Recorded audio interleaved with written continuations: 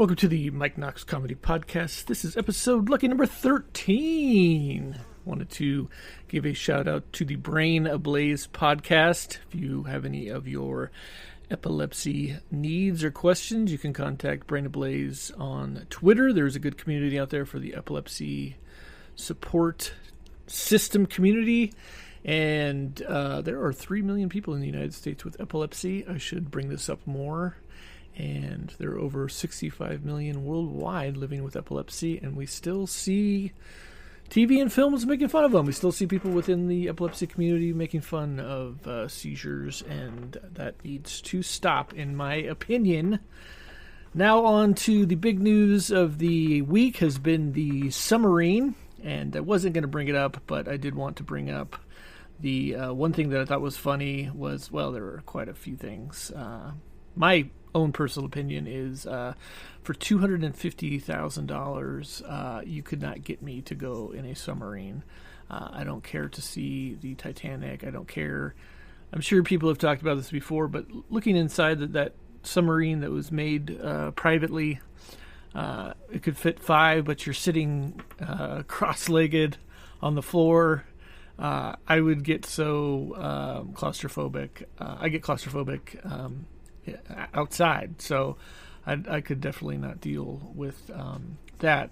But one of the it was like the son of one of the guys that was in there was like, please pray for my dad, and then like 30 seconds later he's telling a OnlyFans model that he wants to sit on her face, and that sums up to me where we are in our society, is that we have so much information. And then people can't keep track of, they can't keep online. Like, oh, I should be feeling sad and I should be mourning. But oh, look over here. Here's some tits and ass. And I think that perfectly sums up 2013.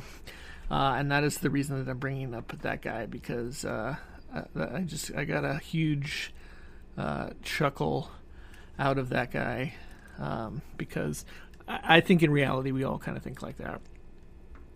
Elon Musk and Mark Zuckerberg have agreed to an Octagon UFC fight, and I'm not against this. I just don't really care to see it. I don't know. It just reminds me of, like, I don't really want to see middle-aged men in posting TikToks about their cycling that they've done for the weekend. It's kind of the same thing.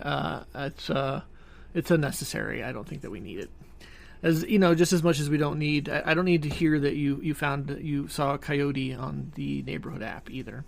The Drug Administration Thursday made a stern warning to retailers selling fruit and candy flavored disposable e-cigarettes, including the current best-selling brand Elf Bar. I have no idea what Elf Bar is, but I have looked at a couple of these flavors, because I know that they have like coconut and pina colada.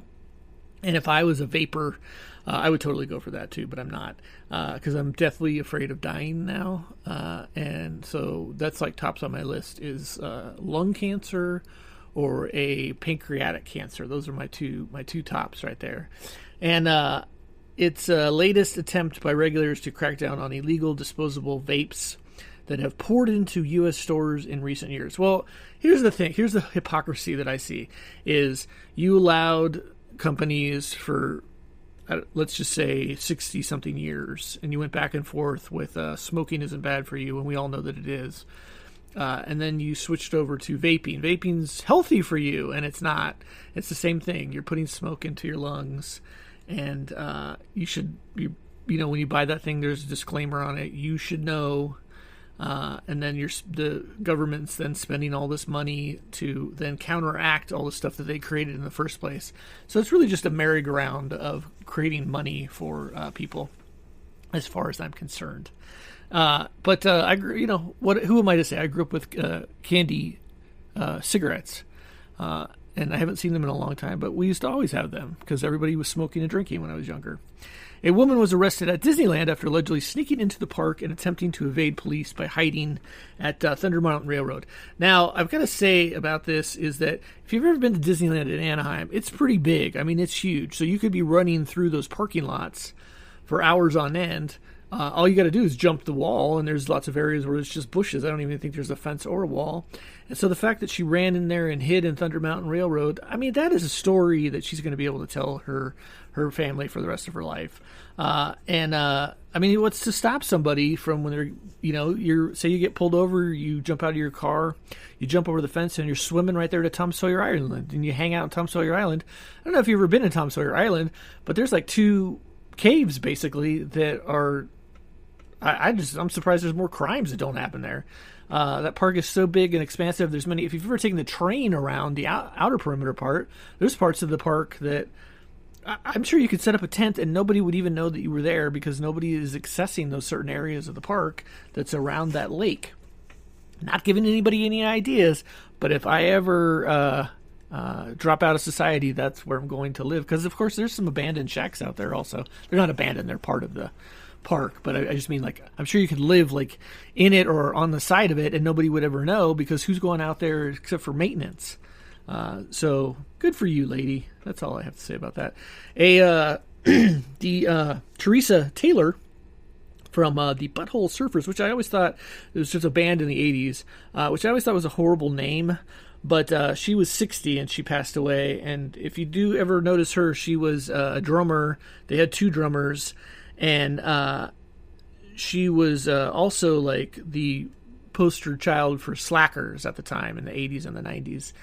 So if you've ever seen, like, I think the movie Slacker has her face on it. And she's like, in the movie, she's like trying to sell like a placenta or something like that. Odd.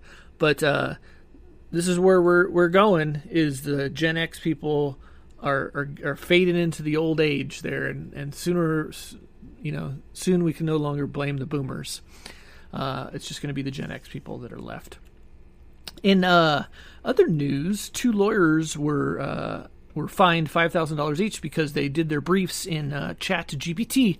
And I like the chat. This is the AI that you put your stuff into. But you've got to know that it does not know everything because it's been programmed by a human being who most likely was paid very little amount of money. That's why you have the writer's strike going on right now. And so the chat bot guy is not going to be able to do your briefs for you. So these 2 lawyers thought that they were golden there with the chat bot and did their briefs for court and realized that the chat GPT had no idea what was going on in Manhattan Federal District Court, which I think is a testament to AI is not anytime soon going to be taking over if they can't simply do a court brief. But this reminds me of I think it was in the 90s when it had to have been in the 90s when they started putting term papers online, and then it lasted a couple months until like the colleges caught on, and then they actually had a program to counter that where the professor could put the thesis in to see if you had copied it word for word or not. So every little convenience that comes out, there's going to be a counterpart to that convenience. And again, great convenience for the internet because we no longer have to use the Dewey Decimal System, which was a pain in the ass. And I don't know what happened to all those card catalogs, if they even exist anymore. I am curious to know what happened to them all because they were 3x5 cards that they would type the book on there that you would find out the information, and a lot of them would never even be there, and there'd only be one book. That's just a testament to how lazy everybody was. You had to do a book report. You had to get the book from the library. You had to use the Dewey Decimal System to get it. But there was only one book for a classroom of 30. That was everybody's lives back in the day. Now you can Google it. A Florida woman threatened to slice her ex-boyfriend like she was gutting a deer. First of all, if you have a girlfriend that knows how to gut a deer and threatens you to gut you like a deer, she's a keeper. And so she got arrested. For actually, then she did kill the guy, but she had threatened verbally. And the reason that I bring this up is don't threaten somebody, especially in public, verbally, if you're then going to do it later on, because you've screwed yourself now. You've got people that are witnesses. And this girl's only 33, and she allegedly shot her boyfriend, Tyler, age 30. And it's just a bad idea. Don't get into the crime. Don't get into this is the side of the firearms debate is when you've got somebody that is volatile like that and then gets a firearm and then uses that against their ex. It's just crazy.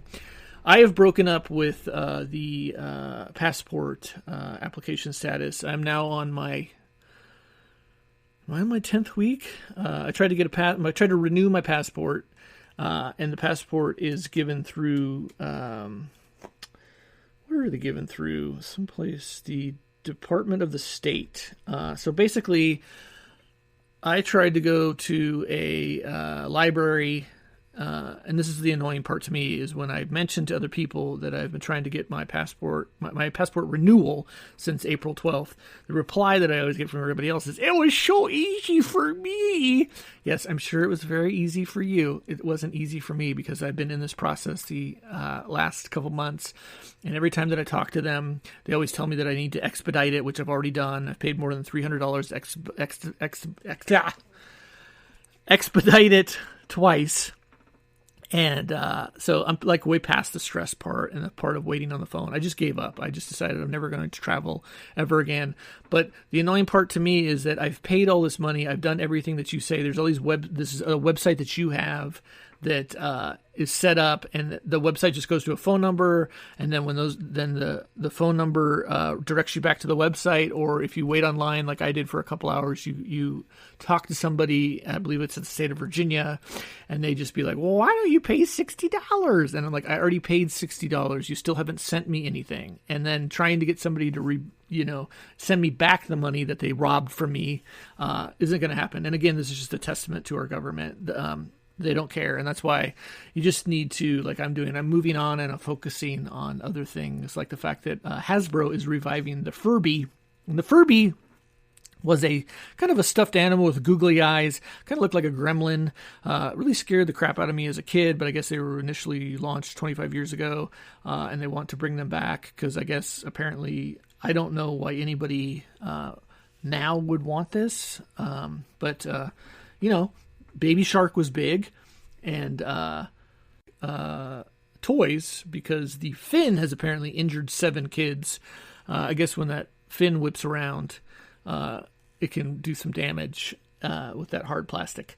A bride became a widow within an hour in Nebraska of her husband having a fatal blood clot and dying right after they were married. That's very sad. And I bring this up because this couple was rather young, and for him to have a blood clot right there in the church, poor guy. That's horrible. But getting back to the Baby Shark, there were 7.5 million Baby Sharks bath toys, and they're all being recalled because of lacerations and puncture wounds to children. I mean, that just sounds like a movie right there. And if you don't know, Baby Shark was a song for kids, basically. And it was a huge hit and good for whoever came up with that song, because it was a very simple song, and it was just like Baby Shark, Baby Shark, Baby Shark, and then they got all these toys going on. I think there's a cartoon, I don't know. But that brings me to, I was perusing the Bible the other day, because I read the Bible like a long time ago, and it really didn't make much sense to me. But I kind of now wish that I didn't read it, because I'm reading here early on, and it says, on the Sabbath, complete rest to the Lord. Whoever does any work on this day shall be put to death. I kind of disagree with that, because there's people that got to work Saturdays and Sundays. I want to go to Coffee Bean on Saturdays and Sundays. I need somebody to give me my latte, and then you want to put those people to death that are just trying to work? That's got to challenge your faith. That's my only Bible quote that I'm going to be doing. I highlighted that, and I found it quite interesting, because I think it's kind of harsh, and I think that if we meet our Creator, we should probably talk about that. That's kind of, I don't know.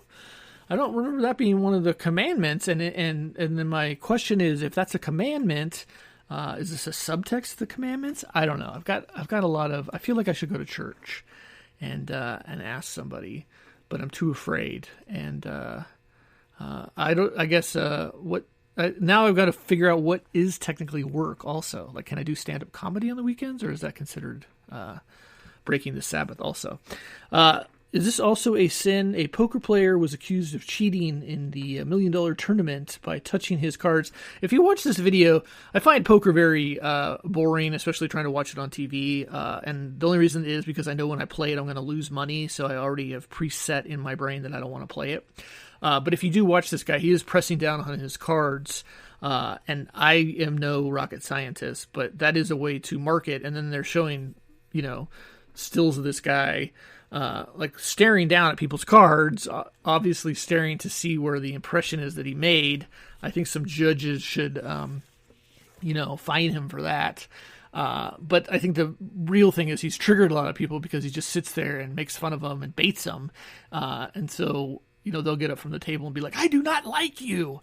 And that was really, I think, what poker was all about. It's kind of like the origins of Tombstone, where you're bantering back and forth. Somebody gets their feelings hurt. Somebody, then gets, shot. That was kind of Tombstone as well. And it really made you not want to gamble because the fear of you getting shot. But I think that's what it is this guy's hurt a lot of people's feelings. But then they have this evidence to kind of back up the fact that you shouldn't be pressing down on your cards, I don't think. I found this quote that I thought was good, and it is, I think it's always pertinent. It was, the sheep spend their whole lives fearing the wolf, only to be eaten by the shepherd. Once you understand the statement, the game changes, and you start to understand this. That's the other thing, though. I think that a lot of people don't understand that. And I think that's where we are divided. We're divided just fighting amongst each other while this third party gets away with everything else. And if you try to mention that to anybody, they go off the rails, and there is no kind of social debate. But I did like that analogy, because you've got two people fighting over something when the third party is the one that's actually doing the most damage to you.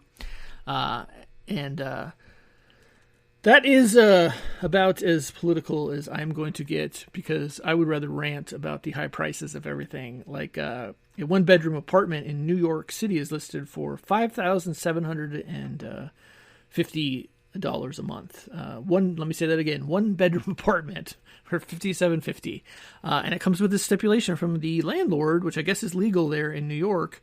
You have to be a vegetarian. Because he does not like the smell of meat. He said the smell of meat and fish. He didn't say anything about chicken, so I don't know. Maybe that's the loophole.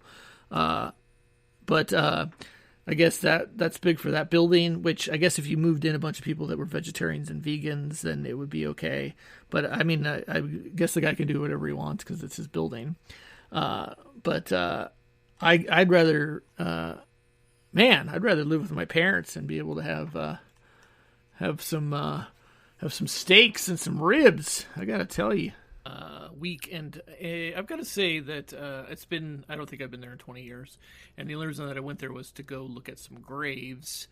I went and saw Red Fox, the comedian. I saw Robin Leach. Somebody mentioned that he was not a nice guy. I don't know. Didn't meet him. Liked his show. And who was the other guy that I saw? Oh, Tony Curtis. And I didn't know that Tony Curtis served in the Navy. So that was an interesting one. And I was going to go try to find Danny Gans, the entertainer. His family apparently moved his ashes to Forest Lawn, Glendale, I think. But it was like 100 degrees. It was hot. But what I noticed about Vegas, this is probably the first time I went to Vegas, and I didn't gamble or drink. I was there that's the first time I've ever been there sober. So I had peripheral awareness of my surroundings.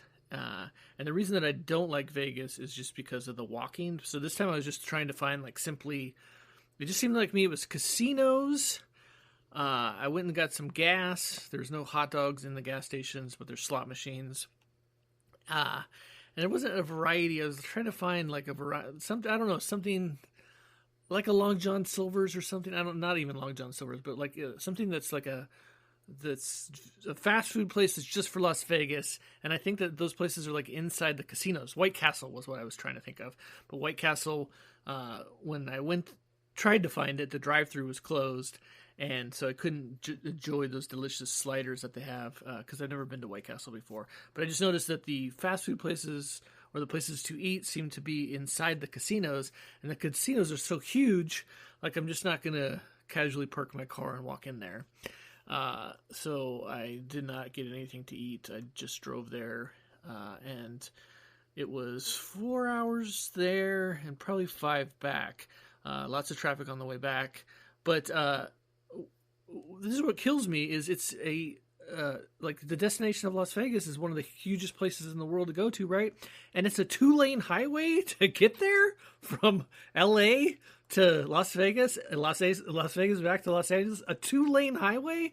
I mean, all these billions of dollars that are spent, all the holes that are dug out there in the desert, and all you guys could come up with is a 2-lane highway. It's just that's what blew my mind. I never thought about that before. But you guys have done nothing to the highway. In what are we on now? The 80th year of Las Vegas. That I mean, it was just crazy to me. And the only thing that made me feel any better was that they finally had the first Domino's pizza delivery by a man in a jetpack. What I find interesting is they don't even like. I don't know where it was at, but it wasn't. That should be like huge news, like a jetpack. And instead, it was like somebody filming the guy in the jetpack with the Domino's pizza, and then they were like, "Oh yeah, that's what we're doing now." Like, come on, news! Like, you guys hide everything else. That is something to celebrate. A jetpack with my pizza, because you know I'm going to be doing that all day long. That's what I need is a jetpack. That's what I need in my life, and a 4-lane highway to Las Vegas. And even like they're been talking for the last 20-something years about having like a super train out to Vegas, and you still haven't done any of that either. It's just like you have all these people that want to go there, and you don't exactly make it convenient to get there. A airport worker was killed when they were ingested into the engine of the Delta flight taxiing in from San Antonio. I'm not quite sure of the amount of traffic that goes through these airports. I'm just surprised this doesn't happen more. Well, the planes are so big, the jet engines are so big. There's people walking, back and forth. And I've got to tell you that I love Delta. If I can fly Delta, I will fly Delta. But I love Delta because they have that Sky Lounge, which gets you above everything and out of all the traffic of the area. But this was in San Antonio, and that's just a horrible way to go.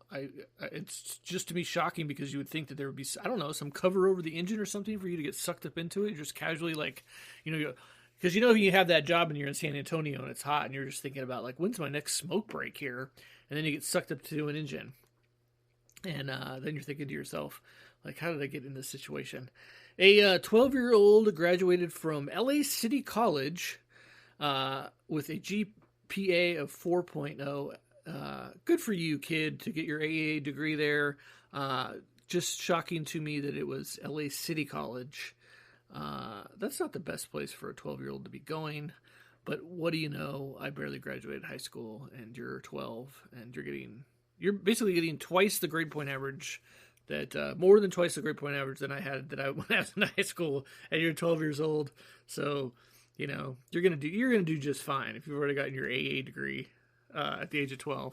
A restaurant got sued in California for they brought in a fake priest and made everybody give confessions in the restaurant, which that's just a red flag right there because we've come so far in the state of California where the first thought of somebody religiously coming up to talk to you is a red flag.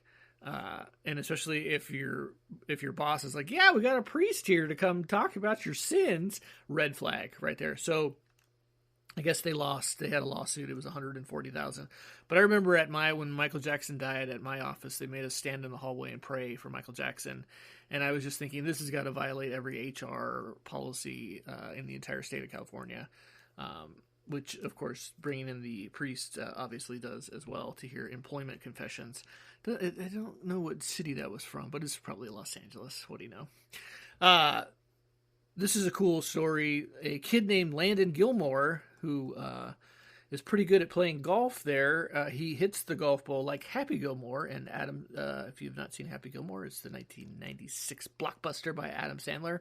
And Adam Sandler apparently took it upon him to contact him through Twitter and told him that he was pulling for him. That's pretty cool to have Adam Sandler give you a tweet, because his name's Landon Gilmore, but they call him Happy Gilmore. So there's a real life Happy Gilmore out there playing golf. That's pretty cool. Storm, and now apparently on this app where you can rent out somebody's swimming pool on Swimply, which is such a hard name for me to pronounce. But apparently now they've put in pickleball there, and you can rent out pickleball courts. Now, I know that in the utopia life, and people like, oh, it's great, I go rent out somebody's house, and I get to rent out their pool, or I get to rent out their pickleball. And to me, I'm so uncomfortable, and I would be so uncomfortable. My anxiety would be going through the roof, having to go to some stranger's house to play pickleball or to go swimming in their pool. It was just, to me, especially swimming in the pool, it just creeped me out. I'd much rather just go to the beach. That's the idea that I think we're so immersed now. Like everything is so accessible now. It's like, oh, there's an app where I can just go to some stranger's house and play pickleball. But I do know that there was a big fight there at my father's little retirement community in the Palm Springs area, where it was like people were tired of playing golf, and so they like had like a whole, like, I guess they have an HOA big battle because they wanted to put the pickleball courts in, but then the golfers were mad because I'm sure that area was where the golfers got to practice, and so the majority of the people, like basically the pickleball people, took over and they put in a bunch of pickleball courts, and now all the golfers were all butthurt about it because that took up their little. It was probably, I think there was like a sand trap there, like a pitching area or something like that, and so I could only imagine how that town hall meeting went there at the retirement home. And just, I get such a kick out of it because it's just like, it literally is like children in old people's bodies, and they're just bickering with each other all day long. And, I don't know, I kind of, half of me can't wait to be there, and the other half is like, I don't want to be there. But there's just got to be some entertainment there at some of these, because that's all basically, if you've ever been to, like Palm Springs, where it just goes on and on and on, like down to the Salton Sea. And it's just like these retirement communities, like basically it's all centered around a golf course, and you can go, like they have a clubhouse restaurant, you can go up there, and then there's the different factions, because you got the people that are playing golf, then you got the people that are playing pickleball, you got the people that are playing tennis, you got the people that want to go swimming, you got the people that, I'm sure that there's just the hardcore alcoholics that are just like, screw this. I don't have, I didn't think I was going to live this long. I'm just going to be pounding screwdrivers every single day. And I'm sure that they're at the bar like 24 hours a day. Like they just wake up and their dream is just to drink themselves silly. And those are the people that I admire the most in this world. The week, it is going to be actress Jane Russell. She, I didn't even know that she passed away in 2011. I feel like I can't do the math on this one. Where are we at? 12 years ago? She was born Ernestine Jane Geraldine Russell, June 21st, 1921. American actress, singer, model, all-around sex symbol of the 1940s and 50s. She starred in over 20 films. She was the raven-haired rival of Marilyn Monroe, I would say. She was born in Minnesota. She was the eldest child and the only daughter of 5 children. Her father was a lieutenant in the U.S. Army, and her mother was an actress with a road troupe. There's actually a portrait of her mother, I believe it's in the Boston Museum, by Mary Titcomb. What a great last name. Russell's parents lived in Alberta until shortly before her birth, and returned to the city 9 days after her birth, where they lived for the first few years. The family then moved to Southern California, where her father worked as an office manager. She went to Van Nuys High School. That is where my dad went to high school, Van Nuys, but she would have been there 20 years before my father, I do believe. But she was then Got some piano lessons from her mom, did some stage productions at Van Nuys High School, and her early ambitions were to be a designer until the death of her father in the 1940s when she decided to work as a receptionist after graduation. She also modeled for photographers and started acting in local theater. In 1940, she was signed a 7-year contract by film mogul Howard Hughes. If you knew Howard Hughes, you know how things were going, but you got a 7-year contract. So she got the movie The Outlaw. She was a popular pinup during World War II. Speaking about her sex appeal, she said, "Sex appeal is good, but not in bad taste. Then it's ugly. I don't think a star has any business posing in vulgar ways. I've seen plenty of pinup pictures that have sex appeal, but they're not vulgar. They have a little art to them." She, I think she kind of looks like she was friends with Marilyn Monroe. I know they were in the movie together. They got their hands at Groman's Chinese Theater together. Looks like they're right next to each other. So I would count her as the twin sister of Marilyn Monroe, kind of, but not really. Jane tried to convert me to religion, and I tried to introduce her to Sigmund Freud. Probably because Sigmund Freud liked to do a little of the old snow in his nose. Russell had tried to take her to a Bible study for Hollywood stars. In an interview, Russell later said, "I certainly wasn't trying to convert her to religion. I don't like religion, but then again, I don't consider Christianity a religion." Russell appeared occasionally on Praise the Lord, Trinity Broadcasting. I wonder if Trinity Broadcasting, I remember it's like a huge place in Costa Mesa, California. And it was where they would do all the religious broadcasting, and a lot of it, well, this is when I was drinking a lot. I would watch that because it was just so funny. And I think we need more of that. We need like a religious theme park with water slides, in my own personal opinion. But Russell went to rehab at the age of 79 like a champ. Good for you. And basically lived in her Santa Maria home. And a very humble abode she had there, and she passed away in 2011 on February 28th. Her funeral was held March 12th, 2011 at the Pacific Christian Church. She was cremated. She does not have a grave. And that is the end of podcast number 13. Like, subscribe, tell me who else you want me to see, and I appreciate everybody listening to the Mike Knox podcast.